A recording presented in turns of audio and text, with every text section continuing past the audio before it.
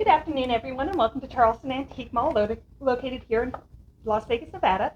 Thank you for joining us for our Mid-Century Modern Barware class presented by Jen, dealer number 1022, and Jeremiah, number 315. We thank you so much for joining us today. All customers, we ask if you could please turn off your cell phones, and dealers, if you can turn off your walkies, greatly appreciate it. And we ask you to join us for this class, and then we look forward to next class, which is going to be on vintage toys on Sunday, July 14th at 1 p.m. So we hope you can join us, and thank you so much for joining us today. Sit back and enjoy. Thank you.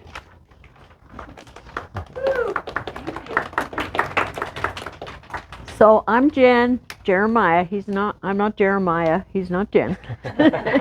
So we're going to open with glassware that he's going to show. We're going to take a turn, every other turn. And we don't have all mid-century glass here.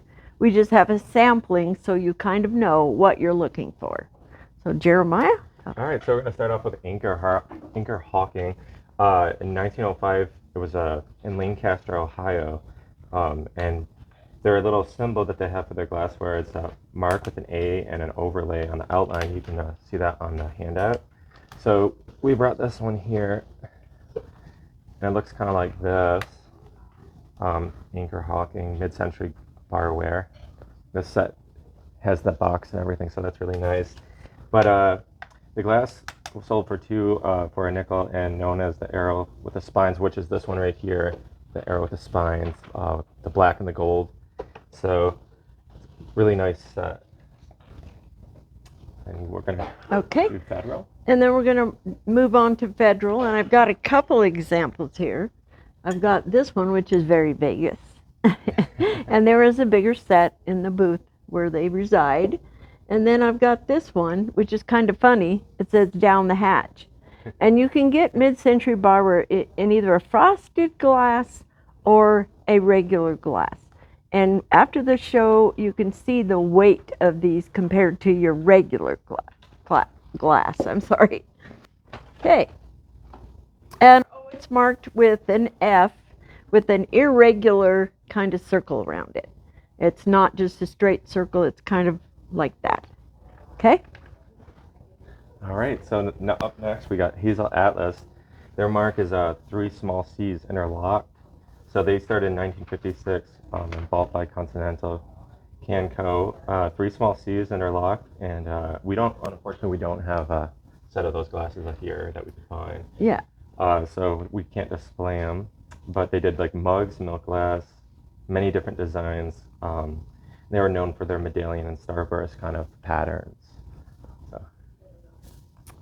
So next one we're going to cover is the Sarah, which is very beautiful glassware. It has a lot of cool designs on it. We don't have an example, unfortunately, but the signature is very good to find. It's CERA with like a little asterisk, and they're always marked, so you can find them pretty easy. And again, they're really pretty designs, floral, and they've got geometric patterns and that kind of thing. So if you're looking for that, look for the mark for Sarah on the side of the glass or the bottom of the glass. That's where the mark will be. And you can go online. There is a book on Facebook Marketplace Amazon that you can buy that is a big mid-century modern glass identifier. And there's just a little manual for you that you can kind of study, and that gives more complete examples than what even we have here. So that's what I recommend for that. All right. And then we have Culver. Their symbol is a C that they used on the bottom there. And here's the set that we have here. Really awesome. 22 karat gold is what they used. So that's another thing that makes it so much more special than new glass is they used real gold. And they use a roll-on process, so you can feel the texture when you touch the glasses. So this whole set here is Culver, and then this one here too. You can just feel if you touch it. I'm not going to hand it out because it's just going to smash if we do hand out with glass, but it's awesome. I love Culver. It's so lavish and nice. So yeah. And just to mention, all of the gold or silver that you see on the mid-century modern glassware is real. It's 22 karat gold, and it's 925 silver. When we get to Dorothy Thorpe, I'll explain to you that she revolutionized the process. So we are at George's Briard, and his pieces are always signed with his name.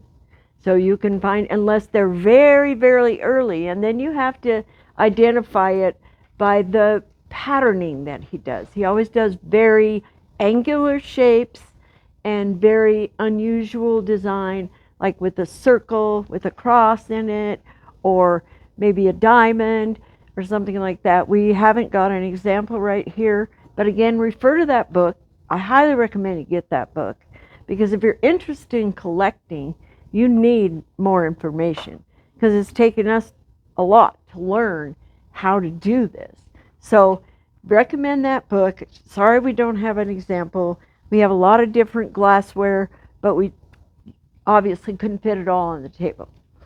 So he's going to take over now and tell you Libby, which is one of the biggest makers. Sorry. No, you're good. So Libby started in 1818, and they're still operating with new glass that they make now. Their most common design was like frosted glass with, like, you'll see with a gold wheat or a design, or a silver wheat design. Mm-hmm. And we have some here, so I'm going to show you. We don't have that design, unfortunately, but I know it's somewhere in the store. But here's Libby. They have so many different patterns and so many different designs. And then also these really cool blue. You can see the gold.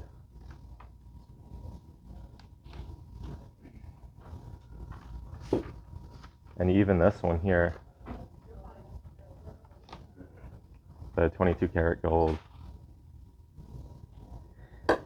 So yeah, they have so many different designs, like lots of different atomic and space age kind of designs that they did back then. And that's the difference too with new glasses. You don't see that kind of designs anymore.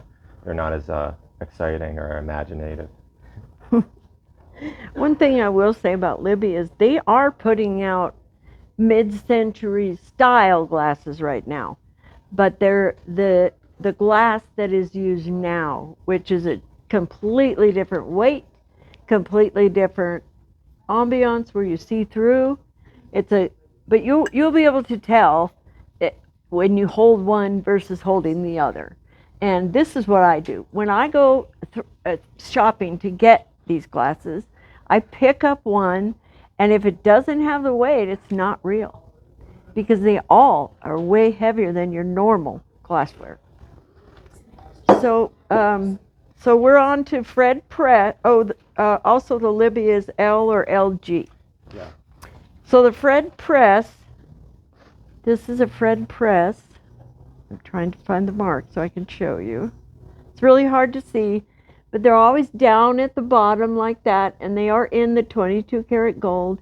And again, all this is 22 karat gold, and this is what would be considered an atomic pattern.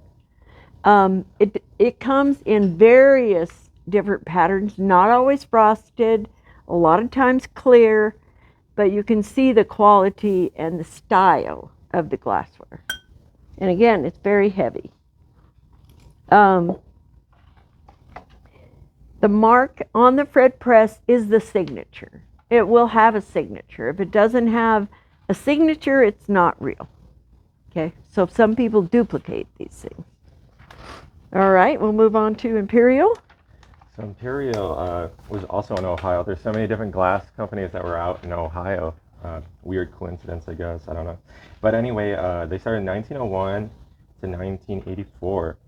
And Imperial, the little stamps that they have, they started off with the NUART marking, and then that was from 1904 to 1920. And then 1913 to 1937, it was NUCUT. And then from then on, it was just Imperial with kind of like an X mark. And in the beginning, it was just kind of arrows at the end of that X, or cross, I guess you could say. And then at the last one they did was the cross with kind of just like a top to it. But that's attached. So anyways, with the Imperial, we have a set here, and it's also 22 karat gold. don't know if you could see that. But they just look so awesome. These were called Spanish windows, this design. Almost looks like stained glass. And they had so many different designs kind of similar to this, more so like Asian windows or like room dividers, kind of things like that. But they were all 22 karat gold as well, with like a texture, like you could, if you feel this, be like a ridge kind of feeling to that. Oops. At the end of this class, we're going to jump on this table. Oh, no. There's... So anyway, the other handout you got is the imperial markings. They were too complicated to explain. He did a great job, but I wanted you to visualize because they're quite ornate markings. So there's that. And then we're on to Dorothy Thorpe, which is, oh no, Fred Press, I'm sorry. Did I do Fred Press? Yes. What is this one that I missed? Oh, this is Federal. I'll just skip to this real quick. These are Federal glasses, and again, you can kind of see the atomic look. It's very angular. It's very interesting. Again, the 22 karat gold. These, I don't believe these are signed. They have a mark on the bottom, I think. Not all the Federal glass was signed for some reason, unfortunately. But that one might be I know the Hatch ones weren't signed. I can't tell if it's on the bottom or not. Well, I'm not finding the signature, but maybe we'll look at it after class. But anyway, again, the weight of the class. Some of the glassware is completely unused in here, and these two are some of those sets, brand new. Okay, now I'll jump to Dorothy Thorpe. You did Fred. Okay, did I go out of turn? Are you Dorothy Thorpe? I did the Imperial already. Oh, okay. So these are what are examples of Dorothy Thorpe. And we're lucky to have these in a caddy. Now, a lot of times you don't find the glassware in a caddy. Those go missing more often than not. Don't hesitate to buy it just because it has no caddy, because caddies are out there. You can find them. So just look up what it should be in and then try to get it. And a lot of times you can order those online as well to make the complete set. Mid-century glass is always more expensive with the caddy for the reason that the caddy goes missing. So this is an example of a Dorothy Thorpe set, which is very interesting, with the acrylic orange bottom, which this particular set is extremely rare. Very hard to find in my 35 years of doing this. Never seen one. So that tells you how rare it is. And this happens to be an anniversary set. So it comes with a coaster and then comes with the beautiful happy anniversary on it. Obviously this would be 50th, right? Or 50th. Yeah. Or 40th. I don't remember. But anyway, Dorothy Thorpe revolutionized the process of putting silver attached to the glassware, or actually some of it is in the glassware. She pioneered that, which is why her pieces are so desirable. Now, some of her pieces are not marked, but she does have a DT on a lot of the pieces. Now, this is another example. It's a brandy set. Comes in this beautiful silver. And then you can still see her trademark is the silver around her glasses. Now, I have been out there and there's a modern day fake, but you can kind of tell because this is smooth. And the other ones, you can feel it on the outside. So don't be fooled by that one. And then, what were those? That was, we're not covering these. Oh, that's right. But let's go over those. Because you will find really nice frosted barware out there. So these are kind of examples of that frosted barware. And they come in these beautiful pastel colors, which is what I like about them, and they're gilded with the 24 karat gold. Yeah, there's so many different companies that we couldn't cover all of them in the class. Right. Like there's this one too that I love.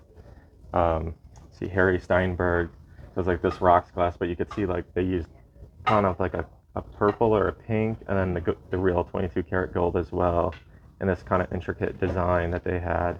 And he had it signed there too. It's hard to see, but it's like a cursive marking there.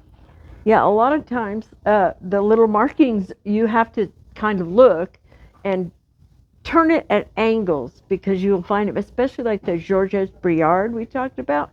They're usually up the glass, but sometimes they're at the bottom. So don't get stuck on looking in one place, because it is other places.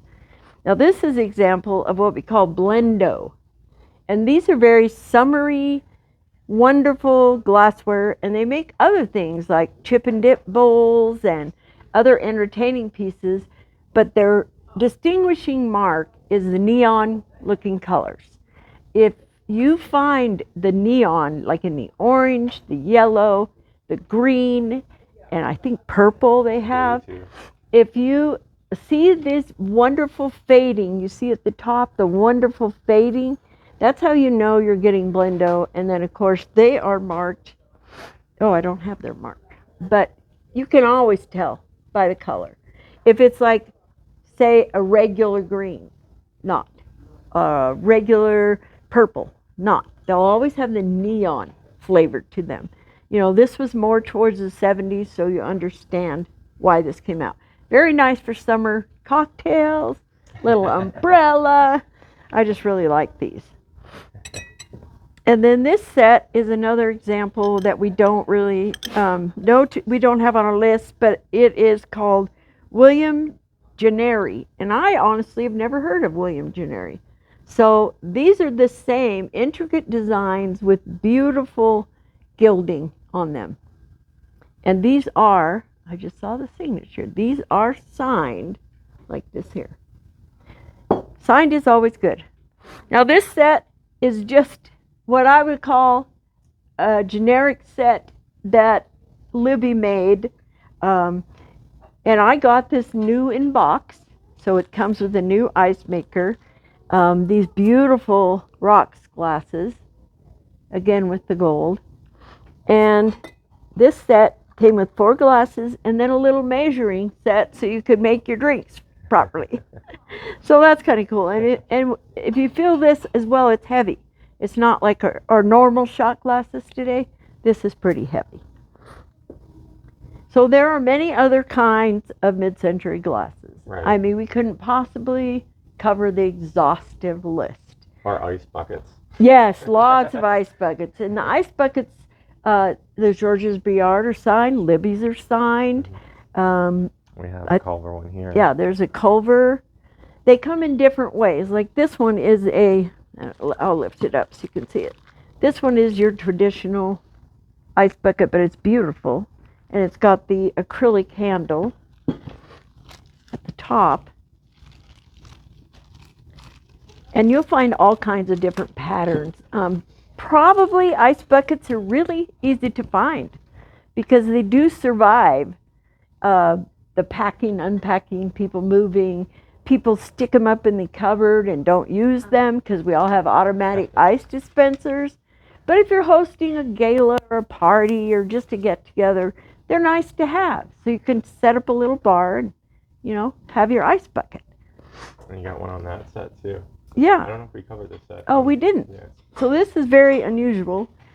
This is like my pride and joy right here. I had this in my home for a year, and then I decided to put it in here. Well, I don't know why. But this is a Libby set, and it's called Circus Tent. And you can see that because it's got this orange striped glasses, and it's got the little thing on the top, which looks like a circus tent. So you can find the glasses. You can find sometimes the ice part. The stand is very hard to find. This particular has never been used. It is completely unused. So that makes your value of your glasses go up. If you've got unused glassware, that's the pièce de résistance. So that's pretty much all, unless you have something to say. I was just going to say, we can go over, of course, everything, but there's so many different designs, and there's so many cool designs, like exotic designs. I have one at home I couldn't bring in, but it's a calypso design. And then there's like underwater scenes and fish and all sorts of crazy stuff. So that makes it exciting, let alone, being mid-century, the different designs they did back in the day for that kind of thing. Hmm. So it's exciting. It is exciting because when you're using your glassware, even if I use mine just at home, just to have well, I don't drink, but to have a mocktail. I use all my stuff because I mean, you only live once, right? And if anybody can be careful with it, you can.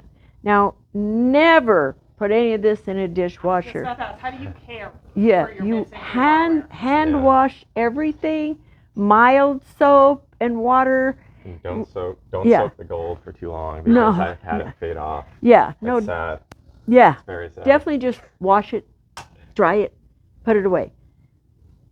Do not, if you have to pack up and take them somewhere, do not put anything inside of the glass Yeah. because pressure is definitely not good for glassware. So you could put a few peanuts in there, but just make sure you wrap them in bubble wrap and then double bubble wrap and then put peanuts around it when you box it up because these are not cheap, okay? Some of these glasses start at $50 a set and can go all the way up to, this set is $375, which is a deal, actually. If it was in California, it'd be $575. So, I mean, seriously. So really take care of these. Do not ever put them in the dishwasher. Sometimes you'll find them out in the wild and you can tell they've been in the dishwasher, and I wouldn't even buy those, personally. I mean, why? They're already ruined, in my opinion. Hand washing, they'll be fine. I have this particular atomic set in little roly-polies, which are called the little round glasses that you get. I have that set in roly-polies, and I've had it for years, and I hand wash it every time. I rotate, it's got a little case. I rotate which ones I use so I don't use the same one. So just take a little extra care for these. And they're beautiful to display.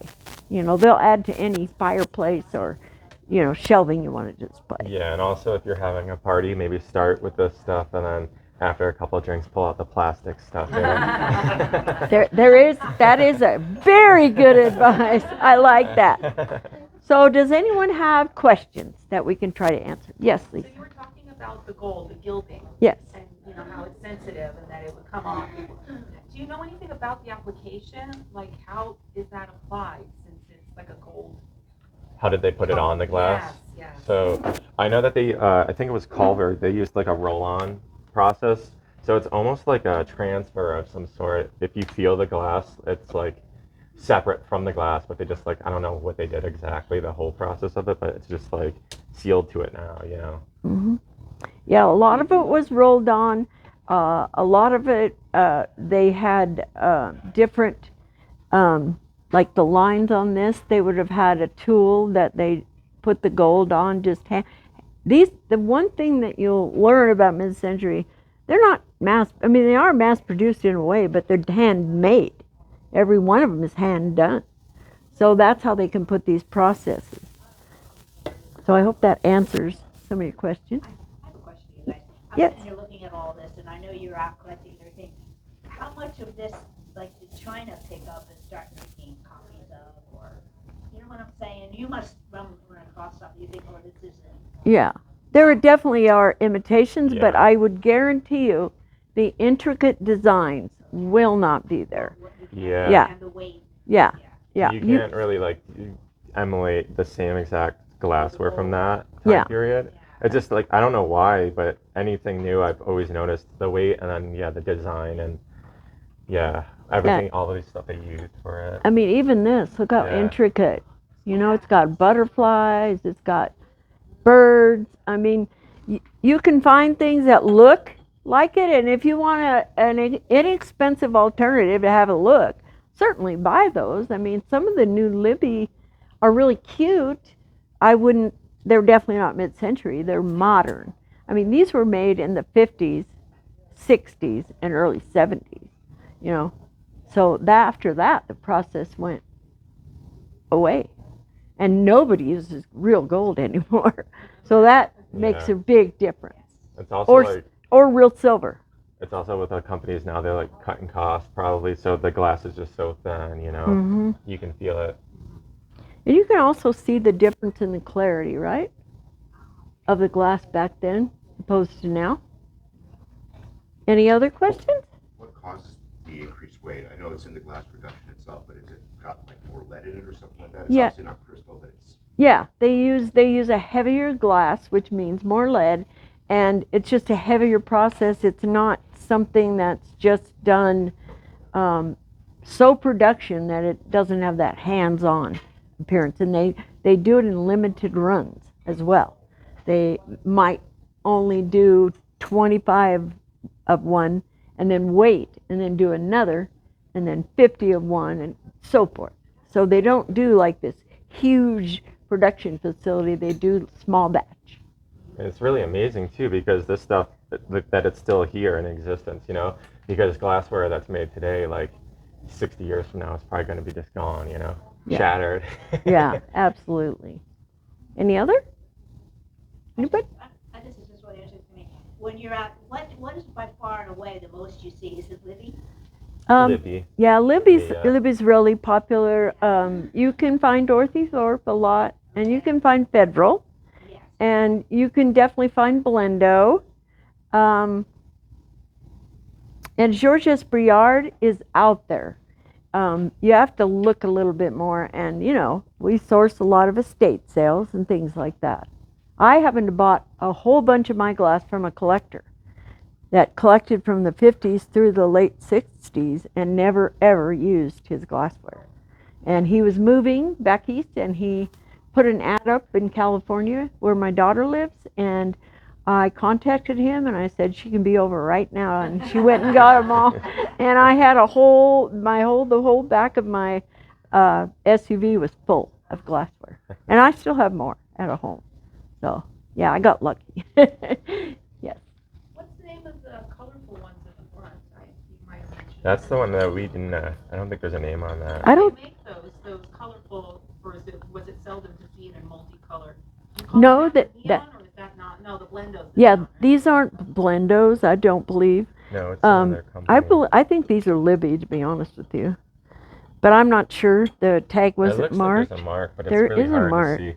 But I That's think, another thing with some of the marks. It's Yeah. like indented into the glass, yeah, so it's not always like painted or part of the gold. right. Do I they would. do a lot of the multicolored ones? Yeah, Aside there's from the Blendo and that, like there's that? multicolored, Yeah. many types of multicolored glass, which, I kind of divide in my mind, springware and formal and informal, Summer. fun.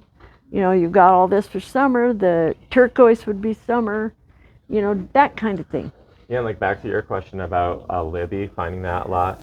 Like I do find that one I was talking about with the wheat a lot. Like everywhere you see it, but certain designs it's harder to find. Yeah. Right. There's more, like you'll see the little glasses with the silver leaves, the maple leaves. Those are quite easy to find. There was a plethora of those Yeah. produced. Now the question is it just a regular Libby glass, or is it a Dorothy Thorpe? And usually her stuff is signed. So I'm not sure where on these, but they're usually signed. And the quality is different. I mean, you'll find them, you'll see them like even at thrift stores. But if they're not heavy, they're not Dorothy Thorpe, because the other ones are lighter. So you have to kind of play with it and learn, I would, if I were you and you're interested like you are, I would go through the store and just look at some, pick it up, see what, pick up a glass, see what it feels like, so you actually know. And you're welcome to come up here and, we can hand you a glass one at a time and see. You can juggle them. And that's about what we have to cover. Any more questions? Oh, Jeremy. last one. Yes. Just without walking around with like a gold testing Yes. kit, any tricks of the trade to know that it is in fact gold leaf and not something that's painted on to make whether or not it was raised or etched Yeah. in and give it I would not even put any chemical or anything on these. Yeah. You would have to have a little gold tester, which aren't expensive, by the way. You know, you can get those on Amazon. And that way, too. But Yeah, if you want, you can honestly, pound this glass and like get some gold money, you know, but yeah, it's probably not worth it because the glass is probably worth a little bit more than how much gold you're gonna. Yeah. Right. I feel like, you know how real gold is this color and how fake gold is bright? That's a big tell. If you've got this darker muted color, that is real gold. If you get those bright ones that look all bright, that is not gold. So that's the easiest way I tell. So I don't have to run around and test everything because the color is distinctly different. Is there a similar way to do that with the ones that have the silver applied to them? Yes. The silver process is in the glass. There's nothing to feel. Okay, so it's Yeah. So that's kind of an interesting, that's why I say she pioneered this process, because these are in the glass. Mm-hmm. So if it's silver outside, nope. Not Dorothy Thorpe, anyway. Okay, All right. any more? So I have a question, talking about the gold. Mm-hmm. The gold and yellow glass. Yes. on the end. So now would that be real gold? Yes. Mm-hmm. Yes. And these glasses, they're called celestial, obvious reasons, and they are quite rare. Yeah, like all these companies use 22 karat gold when they put gold on their glasses. So it's all real gold, and Yeah. from that time period, from like 50s, I think they started doing that around like 50s to 60s, maybe Yeah. a little bit 70s as well. Yeah.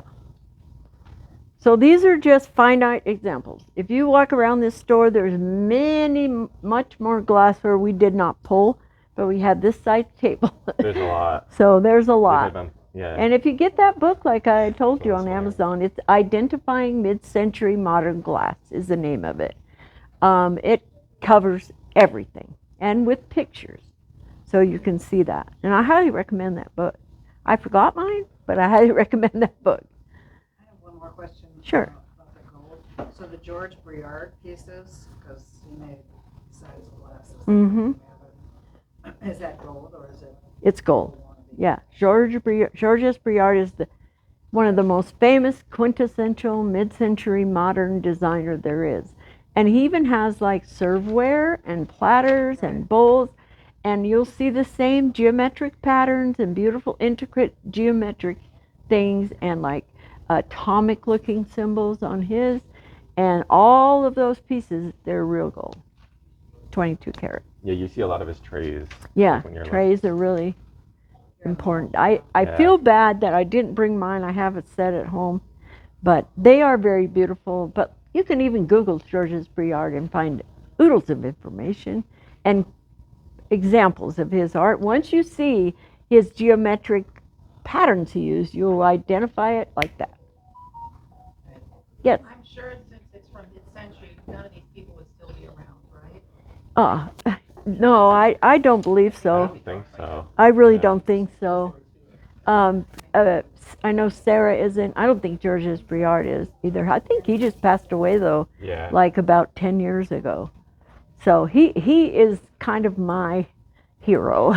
I kind of like his stuff a lot. What's his name again? Georges Briard. You just do George and then an S at the end, and it's Briad. Yeah.